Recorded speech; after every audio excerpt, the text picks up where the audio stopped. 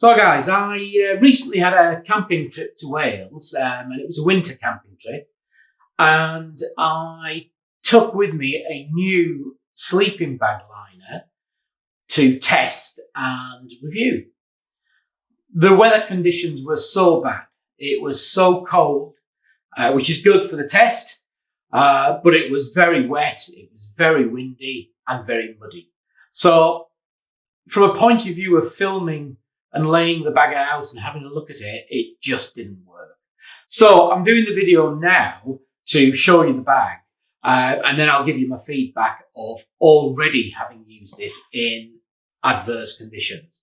So I've actually bought a Snugpak Fleece Liner with zip. Now, you might have seen some other videos where I have reviewed and used the Snugpak Softy Elite 4 winter sleeping bag. Excellent bag, really warm. And there'll be a video at the end of this, a link at the end of this for you to see the review. But it's an excellent bag. However, in very, very freezing conditions, very cold conditions, you could still just do with that little bit of extra insulation. Now, I've used what's called a Norwegian blanket, and that just does the job with any of the sleeping bags I've got. And it does it well. And actually, it's no more bulky than this. However, I decided to buy the Snugpak Fleece Liner to test it, see if it's worth its money, and see if it worked. What we'll do is I'm going to show you a little bit more close-up detail of everything, and then I'll show you how it fits inside the Softy Elite 4. And finally, I'll give you my thoughts, as I've said, on the first use of it, although that's already taken place. So let's have a little look at this in a little bit more detail. So, Snugpak is a UK company. It makes a lot of products like sleeping bags, sleep bag liners, tents, and all of them are made with military personnel in mind. And the Softy Elite 4 sleeping bag that I've got is very much a bag that's built for the military personnel. But excellent quality. They've been around since the mid-70s, I think. And whilst not all their items are made in the UK, some of their items are. This bag retails at, recommended retails at £40. I actually bought it at just around about the £35 mark. It's a polyester fleece, 100% polyester, and it's they have a range of sleeping bag liners, and this is their warmest sleeping bag liner, the Snugpak Fleece Liner with zip. So the bag comes in this really neat compression sack, and it's compressible down to round about that level there. You can see there's no tension on these at the moment, and it will compress down. It weighs 1 kilogram in weight. You can see the quality. Nice toggle, decent sized toggle on the end there, a good drawstring, and a good keeper, which compresses the bag down quite nicely.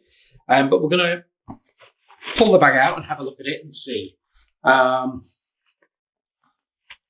The overall length of the bag is 25 centimetres by 18. The fleece itself has moisture wicking properties, which obviously allow it to wick the moisture away from your body. And it is machine washable as well. So let's lay this out, and we can have a little bit closer look at all aspects of it. And then I'll put it inside the sleeping bag and explain a couple of things about it. The overall length of the liner is 220 centimetres. And the width at the foot end is 50 centimetres, and the width at the shoulder end is 78 centimetres.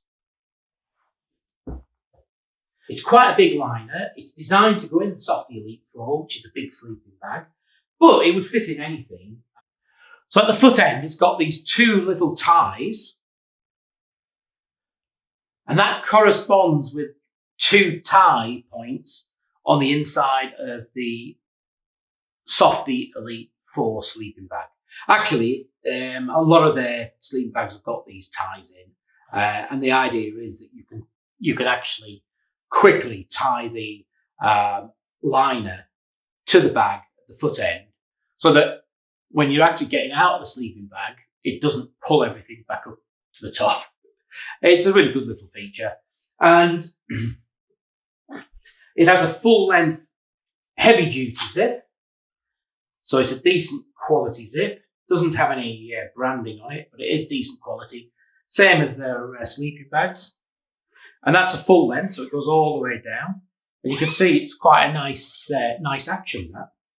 And at the top end, it's got a Velcro tab, so that you can just keep the zip in place when you're actually using the bag. Also, this hooded area at the top has a drawstring so that you can cinch it down just to make it nice and snug for your sleeping and for your head. So, all in all, a very, very nice quality, nice feel to it. And I would say up to their usual standards. This is Snugpak's usual standards. Excellent quality. I want to show you now the sleeping bag with the liner and identify a problem. It's only a minor problem, but it is a slight design flaw, in my opinion.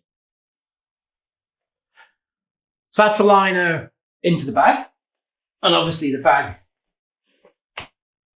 closed up. Now, the design flaw here is that the bag is a left-hand zip and the fleece liner is a right-hand zip. Now, it could be that that's designed that way so that where the zip is on the sleeping bag, there's no corresponding zip to allow that little bit of ingress of cold air. So it's on the opposite side. But when I asked Snugpak about this, they didn't have an answer for it. It's just the way it was made. So I have no idea. They seem to have no idea. But the zip is on the opposite side for the fleece to the sleeping bag.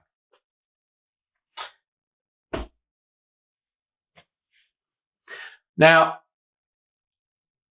I've used this over a couple of nights, and the first night I had it in this configuration because remember the hood is here, corresponding with the hood of the sleeping bag. But having to get up through the night, I found it really awkward having to zip this side down and zip it down considerably low to then zip the sleeping bag down on this side.